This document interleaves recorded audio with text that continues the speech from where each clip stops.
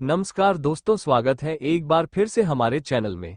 कई विवादों और कठिनाइयों से गुजरने के बाद आखिरकार उत्तर प्रदेश के मुख्यमंत्री योगी आदित्यनाथ के जीवन पर बनी film Ajey the untold story of a Yogi सिनेमाघरों में रिलीज हुई। लेखक शांतनु गुप्ता की किताब the monk who became chief minister से प्रेरित इस फिल्म की कहानी योगी के बचपन, कॉलेज और मठ से गुजरते हुए उत्तर प्रदेश के मुख्यमंत्री बनने तक के सफर पर आधारित है। परिवार त्यागने से लेकर मिस्टर योगी बनने तक का सफर। अजय आनंद, अनंत जोशी, अन्याय सहन नहीं कर सकता है। वो गलत के खिलाफ लड़ जाता है। बड़े भाई के बस में कुछ लोगों के साथ हुई मारपीट में उसके पिता आनंद कुमार, पवन मल्होत्रा, को माफी मांगनी पड़ती है। वो आनंद को कोटद्वार पढ़ने के लिए भेज देते हैं। वहां आनंद छात्र संघ के चुनाव में सामने वाले उम्मीदवार के छल के कारण हार जाता है। कॉलेज में बड़े महाराज महंत अवैधनाथ, परेश रावल, के सामने वह बेबाकी से अन्याय की बात बताता है। वो उसे सीख देते हैं कि पहले दूर से आक्षेप लगाने की बजाय खेल में उतरो। विज्ञापन हटाएं, सिर्फ खबर पढ़ें, ये भी पढ़ें। अजी मुख्यमंत्री योगी आदित्यनाथ के जीवन पर आधारित फिल्म अजेय का पहले दिन धमाल, सभी जगह पहला शो हाउसफुल। समाज सेवा का पहला कदम है मैं को मैं से अलग करना। जीवन के उद्देश्य की खोज में वह मठ जाने का निर्णय लेता है। बड़े महाराज कहते हैं कि उसे सांसारिक सुख, माता पिता, परिवार त्यागना होगा। वह तैयार हो जाता है। मठ में आनंद को योगी आदित्यनाथ नाम दिया जाता है। वहां से कहानी मठ का उत्तराधिकारी, फिर लोकसभा सांसद और मुख्यमंत्री बनने के सफर पर आगे बढ़ती है।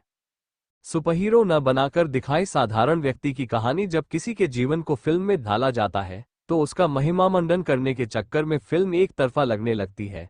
इस फिल्म में लेखक दिलीप बच्चन झा और प्रियंक दुबे ऐसा करने से बचे हैं। निर्देशक रविंद्र गौतम ने भी योगी आदित्यनाथ को सिनेमाई स्वतंत्रता लेते हुए कोई सुपरहीरो नहीं बनाया है। उन्होंने एक साधारण व्यक्ति की कहानी दिखाई है जिसके जीवन के संघर्ष, अन्याय के खिलाफ खड़े होने की हिम्मत, साहसिक निर्णय लेने की क्षमता ने उसकी यात्रा को असाधारण बना दिया। विष्णु राव की सिनेमेटोग्राफी और मीत ब्रदर्स का संगीत इस यात्रा को दिखाने में भरपूर सहयोग करते हैं। फिल्म का स्क्रीन प्ले और दमदार संवाद फिल्म को कहीं छूटने नहीं देते हैं। ये फिल्म योगी आदित्यनाथ की राजनीतिक नहीं, बल्कि निजी जीवन पर ज्यादा केंद्रित है। मुख्यमंत्री बनते ही फिल्म खत्म हो जाती है, इसलिए उनके बुलडोजर बाबा वाला अंदाज फिल्म में नहीं दिखता। फिल्म में नहीं उनकी राजनीतिक पार्टी का महिमा मंडन है, न ही प्रधानमंत्री नरेंद्र मोदी का जिक्र करके उनसे नाम पर कोई पब्लिसिटी लेने का प्रयास किया गया है।